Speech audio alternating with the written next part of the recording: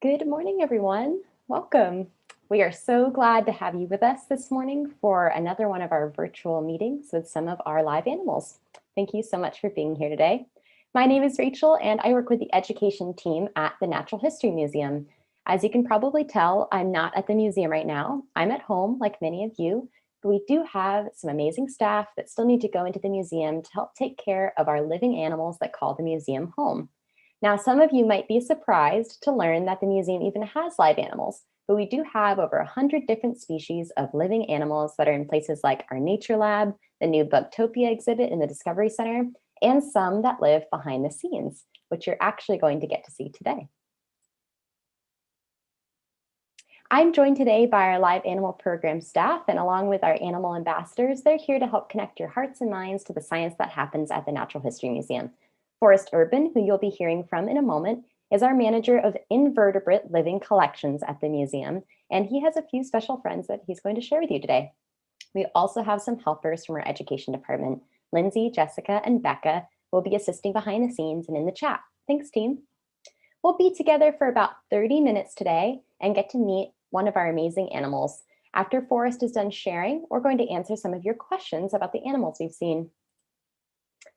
Now, this might be a different format of Zoom than some of our students joining today are used to. You won't see any of your other classmates, your teacher, or any of the other people watching today, and we can't see or hear you. You'll only be able to see and hear us. So since we can't actually see you today, I do want to take a moment to make a shout out to students joining us from all of today's schools. We have almost 700 students joining us today. Wow, welcome everyone. Thanks for being here. So since we can't see any of you and you can only see us right now, we're going to use the chat function to ask questions. During Forrest's presentation, if you're watching this on Zoom, you can click on the chat box to type in a question or ask an adult to help type in a question for you that we'll try to answer at the end of the presentation. Your chat box might look a little different depending on what device you're using right now, but you're going to be looking for this chat icon. Type your question directly into the chat for the museum staff to see it, and your question will only be seen by the staff that are helping run the Zoom right now. The chat box is currently closed, but we'll open it up as soon as Forrest starts his presentation.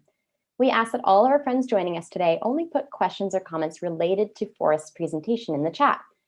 This helps make sure we can get through as many questions as possible. And to be respectful of our helpers, we should also make sure we're communicating respectfully and using appropriate language in the chat.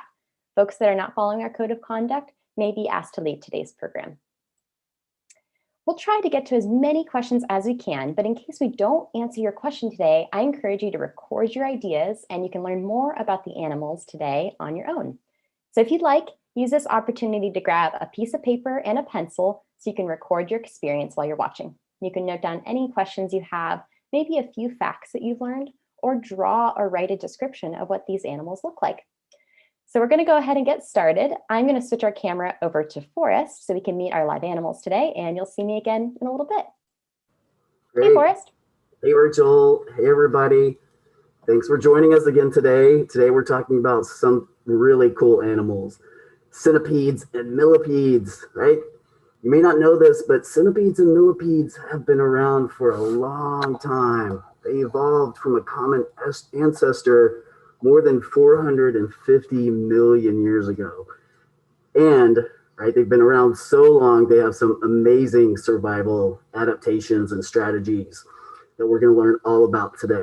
But let's start with the basics. Let's try to figure out, how do you tell a centipede and a millipede apart? What do they have in common and how are they different, right? They both have these long bodies, right? With so many segments, and it looks like a ton of legs. And that's true. They have a lot of legs, right? Millipede is a Latin term, milli, for 1,000, but they don't quite have 1,000, but they certainly have a lot. Some of them have almost 700, but on average, most of them have about 100. And centipedes usually have about 30. So why do millipedes have more legs than centipedes? Well, let's look at this slide and try to figure it out. If we look closely at what's labeled the trunk of the millipede, right, that's that long body, we can see that most segments, right, a segment is one of those sections, has 2 legs on each side. So that's 4 legs or 2 pairs per segment. Now the centipede only has 1 leg on each side, so that's 2 legs, right, on each side, or 1 pair per segment. So millipedes have twice as many legs as the centipedes do. So that's one big difference. And if we look really closely at the body of the millipede, it looks more like a worm, right? It's tubular. It's like a tube. It's round. Versus the centipede body is very flat. And when they're flat, they can move really, really fast. And we're going to look at how fast they can move later. So that's the main differences are that centipedes have a flat body and fewer legs, and millipedes have a long tubular body and way more legs. Now, the millipede does have antenna, and so does the centipede, but the centipede antenna are longer. They look more like pearls on a string. And then they have a fake head down here at the end. They have a part of their body that is a fake head because centipedes are poisonous. And usually when animals go to attack a poisonous animal, they try to attack the head. They try to immobilize the fangs. So centipedes have fangs attached to their head. Why? Because they're predators. So one of the main differences is also their lifestyle.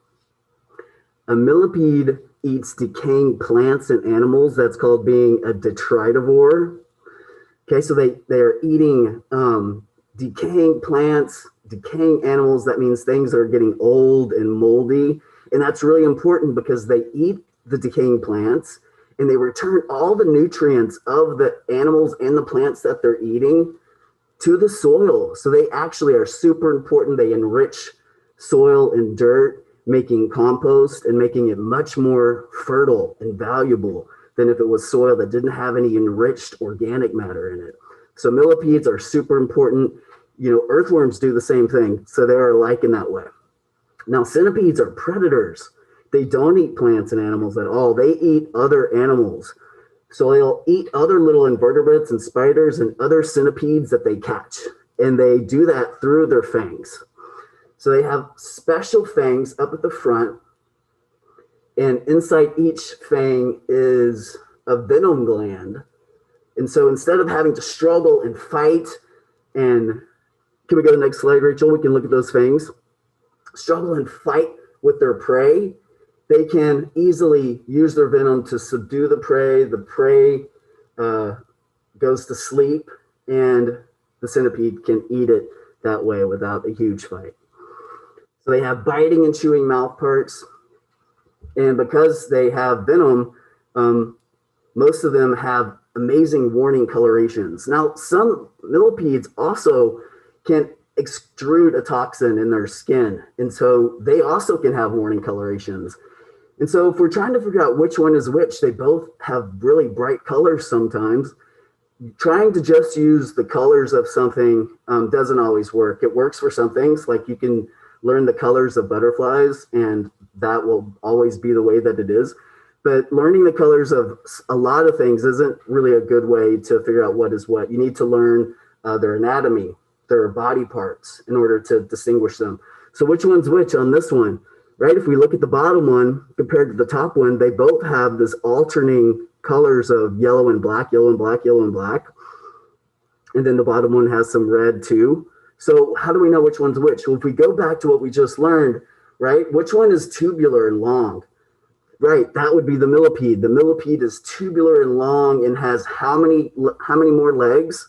Right, they have 2 pairs of legs per segment on each side. So the top one is the millipede and the bottom one is the centipede, right? And the bottom one also has that fake head at the back, right? It looks like it has another head at the back. It even looks like it has an antenna back there, okay? But that's not its real head. That's its fake head. Isn't that super cool? So what are some of the defensive strategies of millipedes, right? They're not predators. They don't have fangs. One thing that they do is they coil up into a really, really tight ball, okay? Because what? They're invertebrates, right? That means they have a hard shell, a hard exoskeleton, and they use that to maximum effect. And so they'll coil up into a super tight ball with their head tucked in the center to protect the critical part, right? The head. can't live very well if something gets damaged, especially your head gets damaged, because that's where your eyes are, your antenna are, your mouth is. So they're always trying to protect the head. The head will be coiled up into that tight ball. And then they have that hard shell protecting them from predators. But they can also excrete chemicals through their skin. And the chemical that they excrete through their skin doesn't hurt people so much. It's not absorbed by our skin. It would hurt us if we were to eat them, though. It would affect our digestive system. But it doesn't so much hurt people when they extrude it through their skin.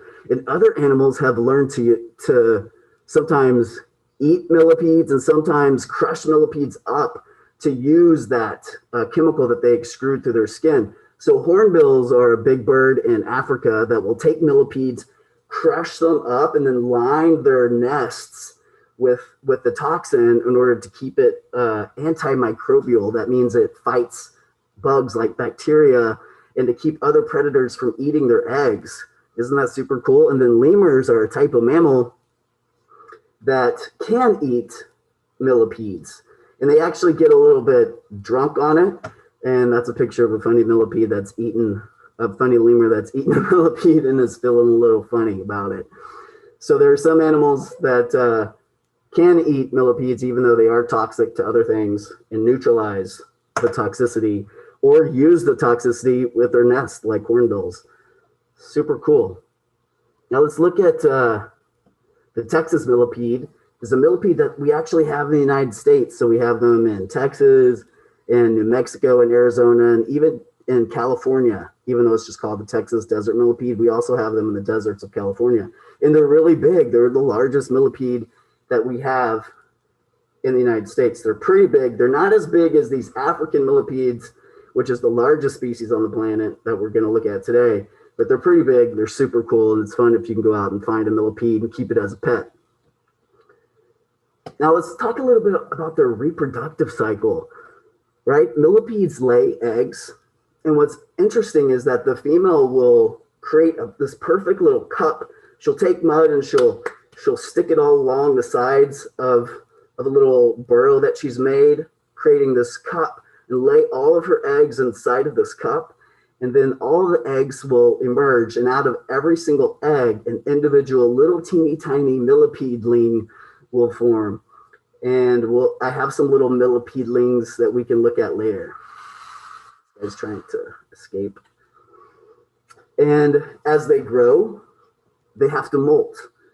And every time they molt, they can get longer and add a segment. And if they add a segment, what does that mean? That means they add more legs. So every time they grow and add a segment, they're going to add more and more legs and get longer and longer and longer. They could also repair their exoskeleton if they needed to, regenerate limbs if they need to as well. And they'll also eat the old molt because it's a good form of nutrition, has a lot of calcium in it. And so they just recycle by eating their old molt. Now let's look at some centipedes. You may be familiar with the house centipede. These guys are really funny looking. They don't really look like any other centipede. Some people have found them in their bathrooms and thought that they were a fake eyelash because they really look like fake eyelashes. But these guys are super cool. They're not venomous to people at all. And if they're in your bathroom, they're probably in there eating silverfish that are a common house pest, or roaches, or spiders, or flies, or whatever. They're a great little natural form of pest control, and really funny looking. Now, centipedes also molt. And I have a video of one of our centipedes that molted here back in the lab. We were able to get some video of it. So let's look at this. You can see it's using its legs and it's convulsing its body. It's pulling itself out from its old exoskeleton. It looks kind of whitish, right? It's going to turn around and it's going to eat its old exoskeleton, again, recycling all of those vitamins and minerals back into its body. And then after a few hours, its exoskeleton will harden. It'll get back all of its coloration. Let's talk a little bit about that coloration. What's going on with that? Because millipedes have some of the wildest colorations on the planet. They can be all sorts of colors. Some of them are, you know, like bright orange and purple. Some are bright red and black and yellow. And I mean, just amazing colors, right? And these are nature's way of saying, stop, caution, wait a second, right? Because if you come for me, I could affect you badly. And so, and when another predator or something were to get bitten by a venomous centipede and live, they will remember, oh my God, that color combination, right? I'm going to stay away from that. Now we use this color combination ourselves, right? Like this is a warning sign, beware of dog. These bright reds and yellows and blues, we do this as well with our stop signs and our caution signs, because it really triggers in the brain, stop, wait a second. So I love to talk about the warning systems of nature. And if we look at the centipedes' reproduction, right? Females have great motherly care.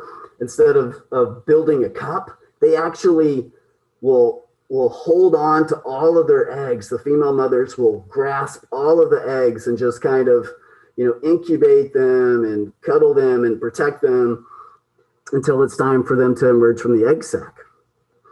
And so they're just in their burrows that they built. They built underground burrows. They're great tunnelers and diggers. And they'll build a burrow underground and just hunker down with all of her eggs until they're ready to hatch. And then what happens? They become centipedelings, right? Each one is a little teeny tiny baby centipedeling. Starts out whitish, right? And then it'll go through a series of molts. Each time it'll get a little bit more and more colorful. And, you know, both centipedes and millipedes can live for a long time. On average, about 7 years and longer in captivity. So they have a pretty good, amazing life and life cycle. And I want to go to our creature cam now. We're going to do some really cool show and tells and some feedings. I have here, this is Tweedledee. She's a Texas, what's called a Scolopendroheros. She will become the largest centipede that we have in the United States, right? They get to be big, about this big. Right now, she's just a wee young thing. And let me see if I can switch my camera around here. See if she is feeling hungry. She is. Now, this is just a container that we have her in for this presentation. She's really active, but she would love to have a nibble, a little bite, something. I have here some, these are called mealworms. They are the larval form of a darkling beetle. It's just something that she would naturally find. She's got it. Struggle. You see the darkling beetle puts up a big fight. Her venom doesn't work instantaneously, but you know, in less than probably 15 seconds, she'll be subdued. She'll start to fall asleep. The grub will, and she'll be able to ingest it without too much of an energetic struggle. She's got biting and chewing mouth parts. You can see back here, down here at the tail, right down here at this side, that's her false head back here.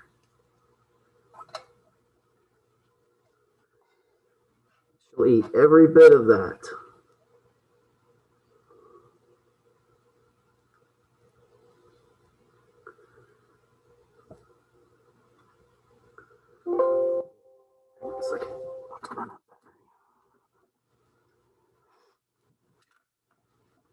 Sorry guys, my battery, for some reason it's not charging. All right, let's go to our millipedes.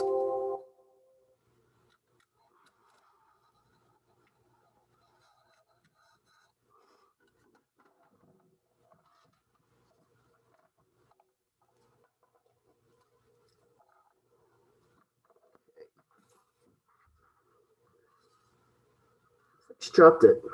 Wonder why.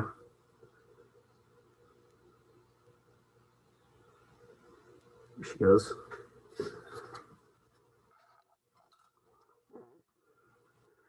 Now remember, our millipedes are completely detritivores, right? They're not predators at all.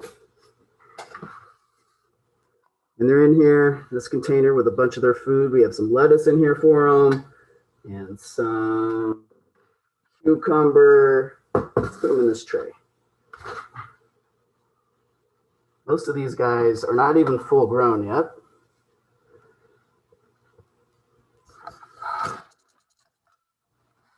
This one's doing what?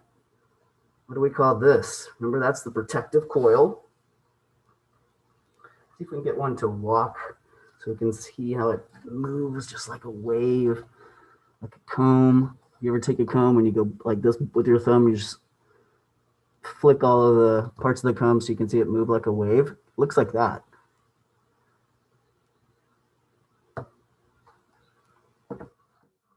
These are little bits of what will become future soil. So this is basically one of their poops, if you will. Don't worry, it doesn't stink or anything like that. Doesn't feel gross. It feels exactly like brand new dirt, right? So they're decomposers, detritivores, dirt builders, essentially. Super cool, right? Let's go to some questions, Rachel, if we have any. Oh, we definitely have lots of questions. Thanks for showing us all this, Forrest. Sure. So let's see. I'll start with a couple of just general questions. Zainab is asking, what do these insects need in order to survive in the wild? Well, each one, if it's a centipede, right, it definitely needs a source of water. Though they get a lot of their water from their food sources, they also like to drink water at water holes. So you'll go right up to like a lake or a pond's edge and stick their head in and drink from it. But right, so they need to be able to actively hunt and find, if they're a centipede, other smaller invertebrates to eat. They can, if they're big enough, also feed on small birds and reptiles and amphibians. Now, if you're a millipede, you need to be able to find a source of decaying plants and animals, which are pretty much everywhere, right? Not so much in an urban environment, but definitely in nature. So you can find them in old logs that are decaying. They'll be, just eating out the old part of the interior of the log, down underneath in the substrate, burrowing through the soil, eating all the decaying plant and animal matter. Very cool. And I guess kind of related, you were just holding one of our friends there. Aditya was wondering, do they feel slimy? What does it feel like to be holding a... No, they don't feel slimy at all. And even though they're burrowing around, and I keep them in this huge tub of dirt, when you pull one out, they're completely dirtless. So they are just naturally really, really clean. They repel dirt naturally off of their body. So they feel hard and they have these ridges on their body. And they don't feel slimy at all. Super cool. Sophie was curious, why do these animals have so many legs?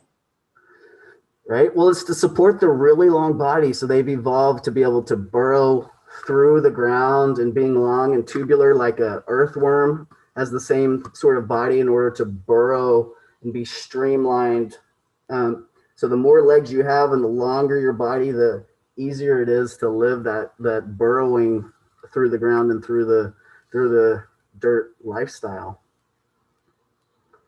Some don't grow this long. This is the longest species. Some, are much shorter, but this is the largest that they are now. Now, back in prehistoric, they were huge. They were like 2 meters long. And then that species went extinct, and this is the species that we have today. Wow. Super cool. Lori Beth was curious, are these types that you're holding up found in California, or do we have any centipedes or millipedes that are found in our backyards? So that Texas centipede that I showed you, we definitely have in parts of the desert portion of California. And there are some little bitty soil centipedes that you can almost always find in your soil. They're little, they don't get very big, but they are in abundance. But these are from Africa. We don't have these here. Those big guys, yeah. Henry was curious, if a centipede or a millipede loses a leg, does it grow back? It does grow back, so they can definitely regenerate legs. Yep, absolutely.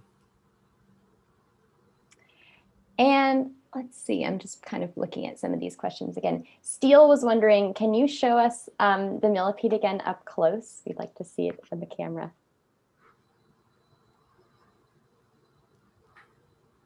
So he's looking for a place to go. As he's moving, I'm trying to provide him with a new place, which isn't easy because he's on both my hands at the same time. So move this hand over here, so go hand over hand. See all of its legs? That's awesome. One way you can tell the difference between males and females is the males will be missing legs from like the 4th and 5th segment between, I think it's 4th and 7th, there'll be a gap. And so then you know you have a male centipede. They're missing legs up at the front of their body. Super interesting. Let's see. I have kind of related questions. Jacob is wondering, do centipedes or millipedes have noses? And then Mohammed was curious, do they like hate certain oils like tea tree oil or peppermint oil? Can they tell the difference between them? I haven't tested that, but I think they probably would find that to be a bit much. So their noses are their antenna. That's how they're smelling everything up here. And I bet you anything that would be a warning sign for them that this isn't something that's good, and they would go the other direction. They're great at sensing danger and adjusting and moving away from it. Those antennae are important. Are there any, Henry's wondering, are there any invasive centipedes or millipedes in California? You know, they aren't really considered to be invasive. And so as far as I know, there hasn't been like an invasion of centipedes from, say, you know, Indonesia in the United States. That's never happened. And so they're considered to be the ones that we have here an important part of the ecology, because, you know, other things do eat both of them, and they do provide pest control for the other insects. So they're both really valued in nature. There are some cultures that actually eat centipedes. Centipedes, it's a portion of their diet. Yum. Anna Marie and Mr. Panzer were curious, does the millipede's feet tickle you when they walk on your hands? It does. It definitely does tickle. It feels, you know, just like a comb going across your hand. Wow, look at all those legs. Anna was curious. She's saying that she told her students that insects have a head, thorax, and abdomen. Do these types of insects have those distinct body parts? So millipedes and centipedes are not insects. Centipedes are considered chilopods, and these are diplopods.